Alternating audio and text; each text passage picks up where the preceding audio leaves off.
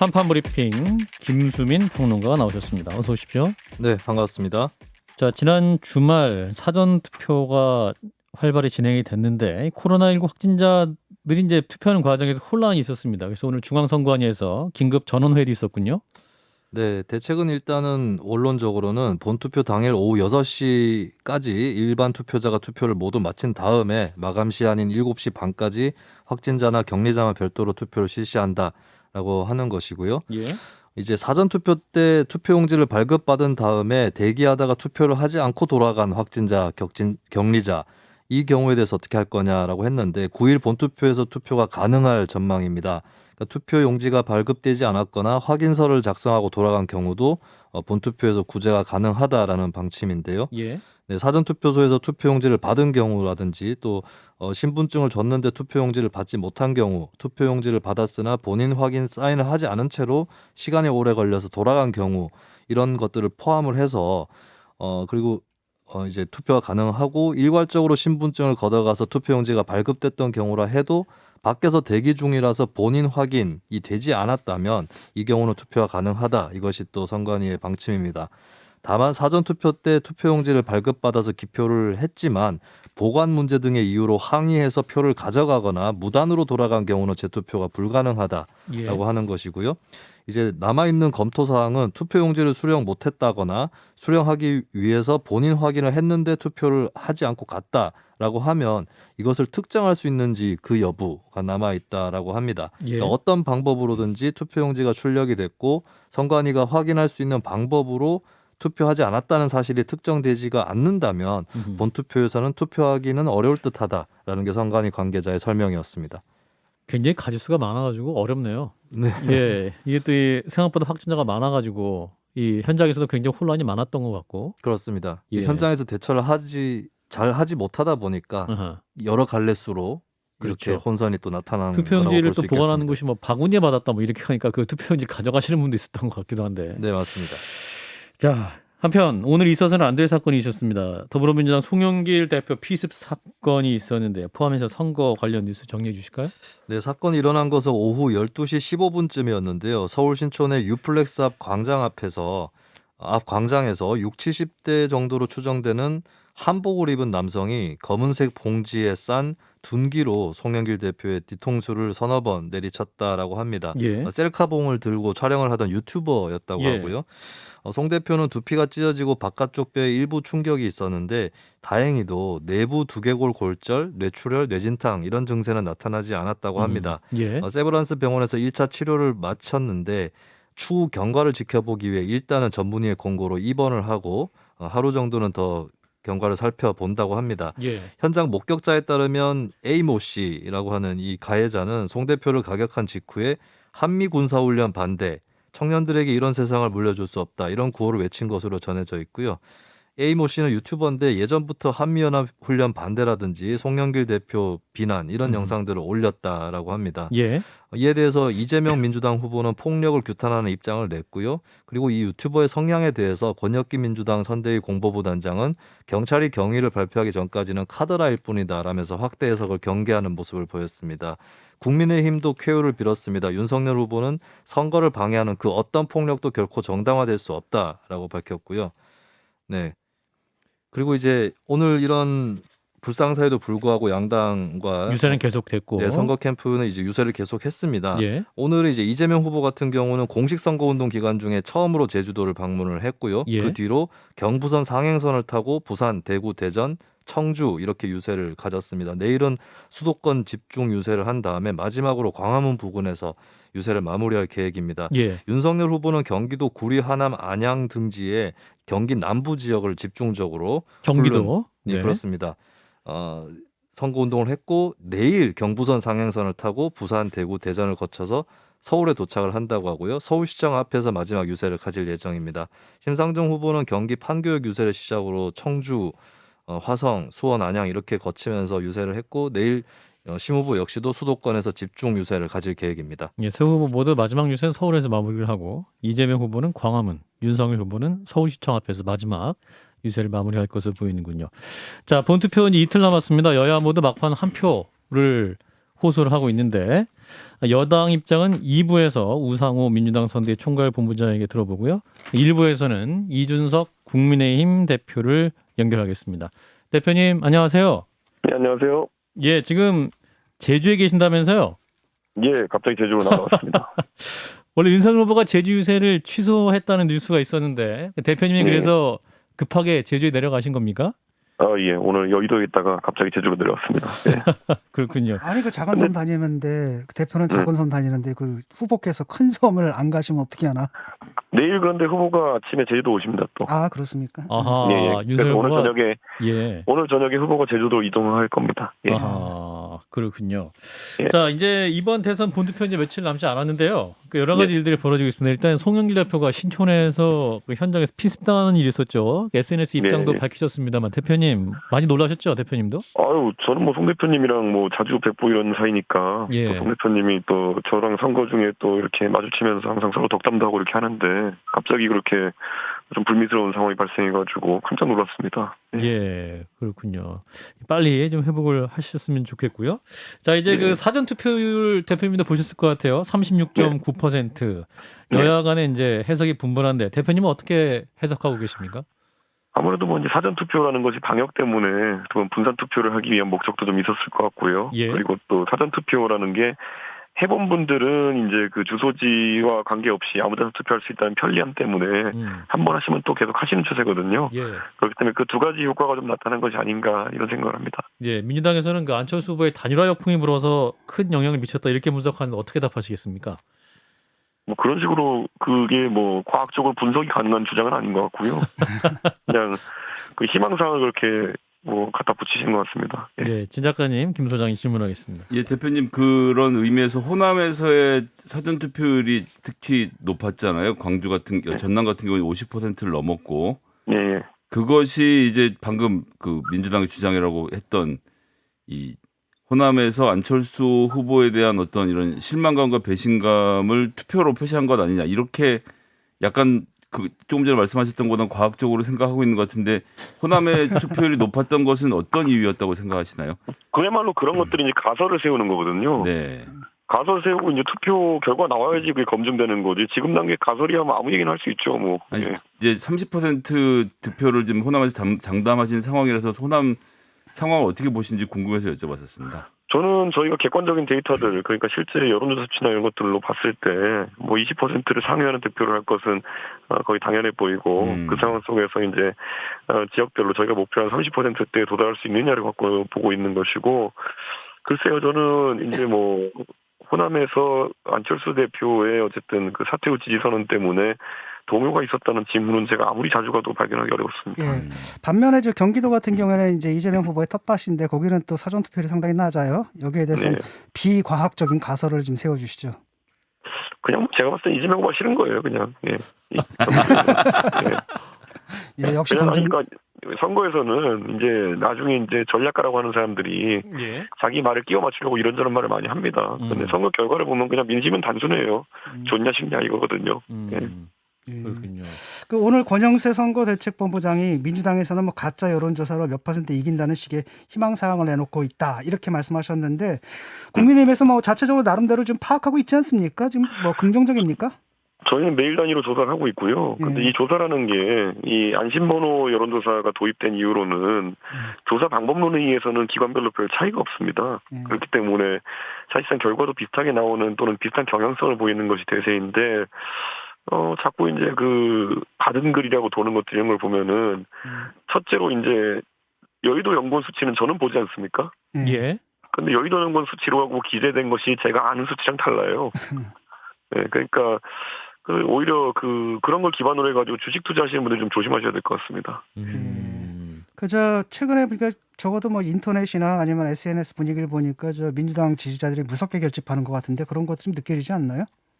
근데 오늘 발견된 것처럼 뭐 2만 명 단위의 어쨌든 그런 단톡방 같은 것도 운영한 것으로 지금 확인이 되고 있고, 그리고 특히나 MLB 파크라는 사이트에서는 그 사이트 운영자가 뭐 추천 조작이 있었다는 것을 이제 확인해서 경찰에 고발한 경찰에 수사 의뢰한 상태거든요. 예. 그러니까 저는 이런 어떤 선거를 앞두고 직전에 펼쳐지는 마타도어나 이런 흑색 선전이라고 하는 것은 드루킹이나 생태탕을 통해서 많이 경험했기 때문에 우리 국민들이 다 면역이 생겼다 이렇게 봅니다. 예, 조금 제가 불편한 질문을 좀 드리겠습니다. 네. 이번 선거에서 1번남, 2번남이라는 용어가 새로 등장했는데 네. 여성 온라인 커뮤니티에서 2번 즉 윤석열 후보를 찍는 남성들을 두고 2번남이라 부르면서 비판적으로 쓴 글들을 좀 막 올리고 있거든요. 근데 이게 사실은 갈라치기잖아요. 근데 뭐 이준석 대표께서 사실은 뭐 남녀를 갈라쳤는데 이러다 보니까 여기에 반발한 여성들이 또 남성을 또 갈라치고 있는 듯한 양상이거든요. 어떻게 보십니까? 네, 그런 거는요. 거의 우크라이나가 그 잘못된 판단을 해서 러시아가 공격했다는 거랑 비슷한 겁니다. 그 이준석이 언제 갈라치기였습니까? 그건 진중권이라는 한 철학자의 주장일 뿐이죠. 아니면 근데 그러니까, 러시아가 우크라이나를 침공한 건 사실인데. 네, 어쨌든 그러니까 그런 사실만 갖고 얘기하자면요. 아무래도 굉장히 안 좋은 형태라고 봅니다. 뭐 이제 이대남이라는 그런 건 어쨌든 세대에 따른 구분이잖아요. 예. 근데 1번남, 2번남은 정적 성향에 따라 가지고 이제 이야기를 하는 게 사실 뭐 차별 금지를 입에 담는 사람들 입장에서 하면 안 되는 행동이기도 하고요. 소위 이제 이야기하는 스테레오타이핑이거든요. 그런 것들은 과거에 지역 감정이 있어서 뭐 호남 사람, 영남 사람 갈았던 것처럼 굉장히 안 좋은 그런 어떤 양태가 온라인에서 나타나는 것 같다 이런 생각을 합니다. 그래도 뭐 일반적으로 지금 분위기가 뭐냐면은 2030 여성들이 그 동안에는 뭐 심상정에 붙어 있다가 사실은 또 그 이재명 후보로 좀 갈아타는 이런 모습들은 분명히 확인되거든요. 네. 근데 뭐 제가 봤을 때는 항상 어떤 그 안티 성향의 투표 성향 같은 경우에는 생각보다 강하게 드러나지는 않습니다. 그렇기 때문에 아마 지금 각종 조사에서 그 여성의 투표 의향이 남성보다 떨어지는 것으로 지금 나오고 있는데 저는 뭐 그런 조직적인 움직임이라는 것이 온라인에서는 보일 수 있겠으나 실제 투표 성향은 나타나기 어렵다 이렇게 봅니다. 그 여성가족부 폐지로부터 시작된 논란이었는데 그 결국은 지금 선거가 이틀 남았는데 국민의힘은 여가부 관련돼서는 어떻게 정리가 되신 건가요? 뭐 대통령 직속 위원회를 만든다 이런 얘기들만 있었고 결론을 못 아닙니다. 봤던 것 지금 같아서요. 그거는 뭐 정부조직법 차원에서 저희가 그 당연히 이제 여가부 폐지는 할 것이고 그러면은 가족 업무나 이런 것을 대체하는 것 그리고 또 어떻게 다른 부처에 나눠줄지 같은 경우는 인수위 단계에서 거론할 걸 보입니다. 아 그럼 공약으로는 안 하시고요? 지금 단계에서는 할 필요가 없습니다. 제가 봤을 때. 알겠습니다. 자, 뉴스타파 보도가 있었습니다. 김만비 씨 녹취록을 보도를 새롭게 했는데 이 과정에서 이제 윤석열이 대장동 대출을 봐줬다라는 게 이제 골자죠. 이 녹취록 내용 대표님 어떻게 들으셨습니까? 그 대출 브로커라는 조모 씨가 이제 뭐 커피를 타줬다 이런 주장을 하는 거 아니겠습니까? 예. 그런데 이런 거죠. 예전에 그 생태탕 때도 보면은 생태탕 때 아무 증거도 없고 내용이 없잖아요. 그러니까 갖다 붙인 게 뭐냐면은 오세훈 시장이 당시에 무슨 백바지에 백보드를 신고 위에 자켓도 흰색으로 입고 선글라스 낀 다음에 그 다음에 이제 가가지고 뭐 이렇게 생태탕 먹었다 이런 거잖아요. 예. 거기서 백바지나 백보드나 이런 건 내용상 아무 의미가 없지만 그냥 신빙성 있어 보이게 하려고 가미한 내용들이거든요. 예. 저는 커피에 대한 내용도 이번에 새로 나온 내용 그밖에 없거든요. 커피에 대한 내용을 거기에 가미하면서 뭔가 시도를 한 것 같은데 오늘 저희 당에서 이제 공개했지만은 그 검찰 조서에 보면은 검찰에서 수사할 때 그 부분에 대해서 뭐 윤석열 검사가 커피를 타준다든지 이런 식으로 만났거나 한 적이 있느냐 그랬는데 없다고 진술한 자료가 나왔거든요. 네. 그러니까 저는 이런 것들은 뭐 하루도 안 갈 네거티브다 이렇게 봅니다. 커피 타준 사람은 다른 검사라고. 박모 검사라고 나와 있잖아요. 커피 타주신 분은. 그러니까 그 조서에 보면은 어쨌든 커피에 대한 내용이나 이런 것들을 전혀 부인하고 있어요. 그 조모 씨가. 그렇기 때문에 저는 이건 내용 자체가 성립할 이유가 없는 거다 이렇게 봅니다. 그런데 이제 윤석열 후보가 이런 가운데 언론에 대해서 비판한 발언이 지금 논란이죠. 그 민주당이 강성노조를 앞세워 못된 짓을 하는데 그 천병이 언론노조다. 대한민국 언론인들 각성해야 한다라면서 언론노조 비판했습니다. 대표님 어떤 입장이세요? 한 가지 첨가하자면 사실 언론노조가 지난번에 그 민주당에서 언론법 개정하려고 할 때 제일 강력하게 반대했던 단체거든요. 네. 근데 뭐 사실 이런 거죠. 그 이번에 하필이면 그 김만배 씨의 그 녹취를 따신 분이 예를 들어 과거에 언론노조 활동을 하셨던 분이다 보니까 우리 후보가 그런 좀 반감을 표시한 것 같은데 지금의 언론노조와는 크게 관계가 없다라고 저희는 당에서 보고 있고요. 다만 이제 대선 과정에서 아마 이런 네거티브성 보도가 이어지다 보니까 아마 그런 보도 양태에 대해 가지고 우리 후보가 다소간에 좀 불만을 가지고 있는 걸로 보입니다. 그렇다고 보기에는 정치 개혁에 앞서서 먼저 언론 노조부터 뜯어 고쳐야 된다는 말씀도 어제 하셨고, 그리고 그 전에 민주노총에 대해서는 민주노총 조합원이 100명이면 우리나라 전체 노조의 40%에 달하는데 이게 전체 노동자 2,500만 중에 4%에 불과한 사람들이 다 전이되다 이런 식으로 말씀하셔서 노동자관 특히 노조관에 대해서는 좀 지나치게 보수적이지 않느냐. 노조는 헌법상에 보장되는 권리인데 이 점에 대해서는 어떻게 보시는지 궁금합니다. 저는 노조의 권리를 침해하겠다 이런 내용보다는 우리 후보가 예를 들어 그런 과도한 어쨌든 검증을 가장하는 네거티브성 보도 이런 것에 대해 가지고는 실제로 이번에 뭐 사실 좀 우려할 만한 상황이 KBS에서도 최근에 우리 후보자의 배우자의 그 도이치모터스 주식 거래 관련해 가지고 그 보도를 했을 때 그 자전 거래가 있었다고 했었는데 봤더니만은 이번에 뭐 검찰에서 오기한 내용을 그대로 받아서 언론이 보도한 거 아니겠습니까? 근데 그게 노조가 한 건 아니잖아요, 제 얘기는. 그러니까 어쨌든 이런 보도 양태에 대해서 언론 전반에 대해 가지고 상당한 우리 후보가 지금 우려를 가지고 있는 건 사실인 것 같고요. 저는 뭐 그런 보도를 한 사람들이 개별로서 조합원이었는지 아니면 이런 것들은 확인되지 않지만은 언론의 보도 양태 중에서 일부 이제 무입한 뭐랄까요 좀 뭐 과도한 어떤 네거티브성 보도나 이런 것에 대해서 언급한 것이지 언론 알겠습니다. 보도 전체를 돌린 건 아닌 것 같습니다. 예. 그 안철수 국민의당 대표와의 단일화에 대해서 뭐 대표님도 그 과정을 좀 들어서 알고 계시죠? 예, 알고 있습니다. 네, 예. 이제 국민들이 보기에 물론 이제 그 반기는 분들도 있지만 많은 분들이 이거 아름답지 않은 기습 단일화다 이런 비판도 나오고 있거든요. 어떻게 보십니까? 저는 뭐 안철수 후보께서 어쨌든 정권 교체 대의에 어쨌든 대승적으로 동의하셔서 사퇴하신 다음에 지지선을 하셨기 때문에 형식상으로는 저는 뭐 그래도 깔끔하다 이렇게 보고요. 오히려 중간에 뭔가 자리 싸움이라든지 아니면 지분 협상이라든지 이런 것들이 지리하게 이어졌으면은 국민들에게 야합으로 비춰질 수 있었겠지만은 저는 안철수 대표께서 그냥 정권 교체 대의에 크게 공감하시는 모습을 계속 보여주고 있고 그 이후에도 유세에 적극적으로 참여하고 계시기 때문에 당 대표로서 저는 감사한 생각을 하고 있습니다. 그 안철수 대표가 당권에 도전한다는 얘기도 있고 또 한편으로 본인은 좀 행정적 업무를 하지 않았다라면서 총리직 같은 보직에 대한 뜻을 좀 슬쩍 비치기도 했는데 윤 후보가 당선될 경우에 안철수 대표의 바람직한 역할은 어떤 것이라고 보세요? 그거야말로 이제 안 대표께서 본인의 행보에 대해서 주변과 좀 상의를 하셨으면 선거 이후에 그런 생각입니다. 왜냐하면 만약에 당에서 역할하고 싶으신 거면은 합당을 마무리 지어야 하고 그리고 또 당에 또 아까 뭐 진 교수 말씀하신 것처럼 뭐 전당대회나 이런 과정을 통해서 당권에 도전하신다면은 그거는 누구나 할 수 있는 겁니다. 그거는 당원들이 선택하는 문제이고 다만 이제 본인의 행정 경험이라든지 아니면 또 정부에서 일하고 싶은 어떤 경험이 필요하다고 한다면은 그런 것은 또 후보가 어쨌든 또 배려할 수 있는 부분이기 때문에 그거는 안 대표께서 적극적으로 또 어떤 기여를 하고 싶으신지에 따라 다를 것 같습니다. 선거 이후라고 말씀하셔서 드리는 질문인데 그럼 전혀 안철수 대표의 역할이나 이런 것은 전혀 논의된 바가 없는 겁니까? 전혀 없었고 애초에 후보가 저에게 안철수 대표와의 회동이 형사였다고 이야기하면서 예. 아마 그런 내용에 대한 것은 전혀 나오지 않을 것이고 나온다 하더라도 우리가 지금 이야기하는 것이 무의미하지 않느냐. 그리고 후보는 그때 계속 이야기했지만 신뢰를 중요하게 생각하는 사람이지 소위 종이 쪼가리에 뭐가 쓰여 있는 것을 중요하게 생각하는 분은 아닙니다. 예. 근데 주말에 이제 윤석열 후보랑 안철수 대표 그리고 이준석 대표님 세 분이 합동 유세를 하셨을 때 네. 안 대표가 대표님 연설할 때 박수를 안 쳤다거나 이준석 대표님이 단일화 얘기를 안 꺼내셔서 두 분 여전히 좀 불편한 거 어색한 거 아니냐 이런 말씀을 하십니다.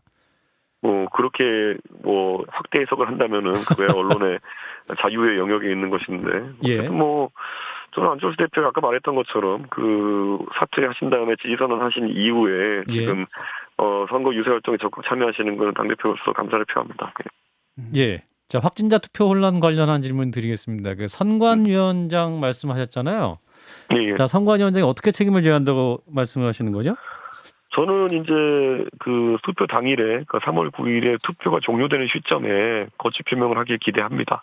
지금은 선거 관리에 어떤 일정이 남아있기 때문에 예. 뭐 그런 부분을 좀 유의하는 것이지 이번에 발생한 사태는 대한민국의 공직선거에 대한 신뢰성을 상당히 실추시킨 사태이기 때문에 선관위라는 조직은 이제 독립기관으로 헌법기관으로 저희가 둔 이유가 밥 먹고 선거만 연구하라고 이제 그렇게 한 거거든요. 그런데 이번에 확진자 수가 이렇게 늘어날 거는 한 달 전부터도 이미 예측되었던 상황 속에서 예. 뭐 수차례 도상훈련이라는 걸 통해 가지고 이런 상황을 매끄럽게 처리했어야 되는데 누가 봐도 이번엔 기획 자체가 좀 부실했던 측면이 있습니다. 그렇기 때문에 그런 부분은 누군가 책임을 져야 되고 그런 것들은 뭐 보통 이런 상황에서는 최고위 책임자가 책임을 지는 게 옳다 이렇게 봅니다. 박근혜 전 대표가 선거 당일날 대구 사저에 입주한다는 보도도 있는데 혹시 뭐 정치적 메시지 같은 게 나올까요? 전혀 확인한 바가 저희는 없고요. 그리고 뭐 박 대통령께서 건강이 회복되셨다면은 좀 그 사저에서 좀 편하게 이제 좀 쉬시면서 앞으로 좀 향후행보를 구상하셨으면 하는 생각입니다. 예, 정치적 메시지 내지 않았으면 좋겠다는 바람이신 거죠? 아니 저는 내셔도 무방한데 내신다는 뭐 정보나 이런 게 들어온 게 없습니다. 알겠습니다. 예, 예. 자, 선거 레이스 이제 마무리하실 시간이 됐습니다. 예, 마지막으로 국민 여러분께 30초. 예, 이번 선거 레이스 참 치열하게 이루어져 내려왔는데요. 마지막에 이제 여당 측에서 참 혼탁하게 하는 네거티브성 메시지가 많이 나오긴 합니다. 그런데 정권 교체를 통해 가지고 대한민국의 정의를 다시 세우고 공정과 그리고 상식을 이제 세우겠다는 국민들의 뜻이 꼭 투표로 보여줄 수 있도록 마지막 본투표까지 여러분의 권리를 행사하는데 꼭 시간을 투자해 주십시오. 저희가 그 한 표 몇십 배, 몇백 배로 열심히 해서 꼭 갚을 수 있도록 하겠습니다. 예, 남은 일정 잘 마무리하시길 바라겠습니다. 고맙습니다. 네, 감사합니다. 네, 이준석 국민의힘 대표였습니다. 자, 다음 뉴스 살펴볼까요? 이준석 대표 얘기 나눴습니다만 뉴스타파가 보도한 김만배 씨 추가 녹취록 두고 공방이 있네요. 자세한 내용 전해주실까요? 네, 김만배 씨와 신학림 전 언론노조 위원장, 현 뉴스타파 전문위원회 대화 녹취록을 뉴스타파가 공개를 했습니다. 이 대화가 있었던 시점은 지난해 9월 15일인데요. 참고로 8월 31일에 처음으로 경기 경제신문이 첫 대장동 의혹 보도를 했었고 그 전날인 9월 14일이 이재명 후보가 의혹을 공식 부인한 날입니다. 예. 이 녹취록에 추가 공개된 부분 두 가지 내용인데요. 첫 번째는 이재명 후보에 대한 김만배 씨의 불만이 담겨져 있는 부분입니다. 이재명 시장이 터널도 뚫어라 배수지도 해라 그래서 내가 욕을 많이 했다. 법조인들이 엄청나게 투자를 하겠다고 했는데 성남시가 우선 배당을 받아가겠다니까 법조인들이 안 하겠다고 해서 우리가 많이 갖게 된 것이다라고 하는 내용이 있었고요. 예. 두 번째는 이제 김만배 씨가 2011년 부산저축은행 사건 당시에 대장동 대출 브로커로 수사를 받던 조우영 씨 부탁으로 해당 사건 주인 검사이자 대검 중수 2과장이었죠. 윤석열 후보에게 박영수 전 특검 이제 변호사로 소개를 해줬다라고 하는 취지의 그런 언급이었습니다. 이에 대해서 민주당의 법사위 의원들은 기자회견을 열고 국민의힘이 지금까지 한 주장은 거짓 정치 공세인 것이다. 윤석열 후보가 대장동 몸통임이 증명됐다라고 주장을 했고요.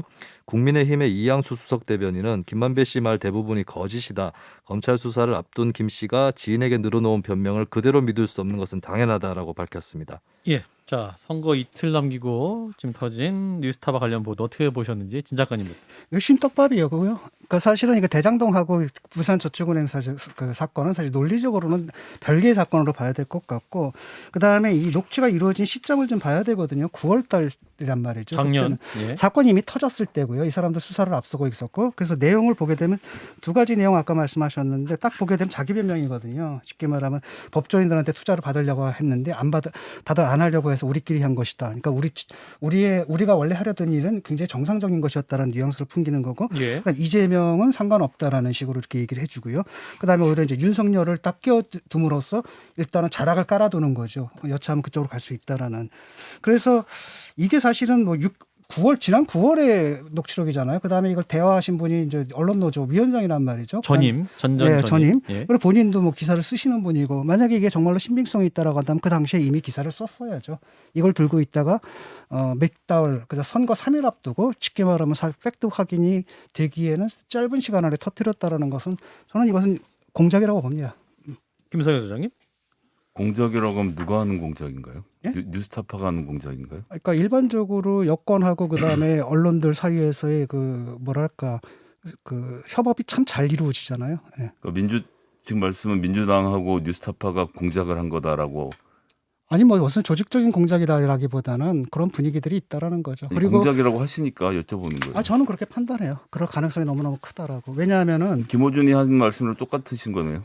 공작은 아니고 공작인 것 같다라고 생각하신다라고. 아니 저는 그렇게 선거 판단한다라는 이틀 거죠. 앞에 놓고 말씀하시는 거예요. 저는 아니 왜 다른 예, 정당과 그렇게 추측하신다는 거고요. 저는 그렇게 판단한다는 거죠. 다른 우리나라 여당하고 뉴스타파라는 독립 대한 언론으로 지금까지 노력해왔던 굉장히 오랜 기간 동안 신뢰를 쌓았던 언론사가 공작을 한다라는 말씀하신데 저보고 그냥 듣고 있으라는 건가요? 아니요. 저는 뉴스타파가 정말 언론사로서 일을 하려면은, 그리고 이게 정말 신빙성이 있고 보도할 가치가 있다라고 아니, 저를 하면 설득하려고 하지 마시고 그런지만 말씀하시라고요. 제가 공작이라고 생각한다고. 제가 그렇게 판단하는 근거를 얘기를 하잖아요, 지금. 그건 그게 언론 정말 책임 있는 언론사라고 한다면 이걸 갖다 저도 좀 말할 입수했을 기회를 때 예, 그래서 이제 김 소장님 입수- 말씀하시려고. 잠깐만요. 제 얘기가 아직 안 끝났잖아요. 아니 시작도 하지 마시라고요. 그러니까 공작이라고 하셨으니까 거기까지만 잠깐만요. 하세요. 예. 예, 김성현 그렇게 소장님 판단을 했고, 30초, 예. 30초 드릴게요. 먼저 30초 쓰세요. 왜 30초씩이죠? 저는 아직 한마디도 못했는데.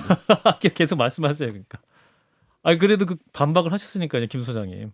예, 말씀하세요. 아니 공작이라고 한 것에 대해서 반박하는 게 제 얘기를 해야 되는데 왜 30초로 제 시간을 제한하시냐고요. 계속 말씀하세요. 그러니까. 저는 부산저축은행 관련돼서는 그 당시에 이 부도액이 6천억 원 정도 되는데 이 당시에 1,100억 원 여기서 놀라운 건 남욱 씨가 이 돈을 갚지를 않았다는 겁니다. 그 당시에 대장동 AMC와 부산저축은행으로 그림을 만들어놓고 보증해서 빠져서 결국 이 1,100억 원 지금까지 2,300억 원을 갚지 않은 이자와 비용이 남아있다는 건데 그러면서 대장동에서 천문학적인 액수를 벌어가게 만들어준 근저에는 이 소위 말하는 특수부 검사들의 자기들끼리 전관 봐주기가 포함되어 있었다는 것. 그러니까 이것은 그래서 나중에 대장동 투자가 어떻게 이루어졌는지 이런 문제를 얘기하고 있는 것이 아니라 이 면면이 이어져 내려오는 특수부 검사들의 자기 식구 봐주기가 빚어낸 참사에 대해서는 반드시 사실관계를 밝혀야 한다고 생각합니다. 저는 계속 권한유착을 좀 지적을 하고 싶은데 그 조국 사태 때 MBC가 했던 일들이 있겠고요. 그다음 채널A 그 이동재 기재 사건 때 또 MBC가 했던 역할들이 있겠고 생태땅 때 TBS가 했던 역할들이 있겠고 민주당과의 아주 긴밀한 협업 관계 속에서 이루어진 일들이거든요. 그래서 저는 이게 만약에 진짜 그 뉴스타파에서 이걸 보도할 가치가 있다라고 한다면 당시에 자기들이 녹취록을 입수했을 때 바로 보도를 했어야 된다라는 겁니다. 녹취록은 지난 금요일에 입수했다라고 이야기를 했는데 사실관계를 확인 안 하시고 몇 개월 전에 구한 것을 지금 와서 터뜨렸다고 말씀하시는 건 너무 아니 기초적인 사실관계 파악을 안 하시고 음모론을 만드시는 아니, 것 그러니까 같은데 그걸 갖다 딱 김어준 누군가 스탠스시네요. 누가 구한 사람이 6개월 전에 구했다라고 한다면 신학님 씨가 통화한 거 아닙니까? 그거? 신학님 씨가 녹취록을 구한 것, 녹취를 한 것은 6개월 전인데 그렇죠. 뉴스타파가 입수한 건 지난 금요일이었다고. 아니, 근데 그러니까 뉴스타파가 공작을 했다고 하시니까 드리는 말씀이에요. 아니, 신학님 씨가 언론노조 위원장이잖아요. 그다음 자기도 기사를 쓰는 분인데 그때 정말로 신빙성이 있고 그분 은퇴하신 마무리하겠습니다. 분이에요. 신빙성이 있고 아니, 그라고 은퇴하신 한다면은 분이라고요. 그때 제보를 2부에서 했어야죠. 다시 하시죠.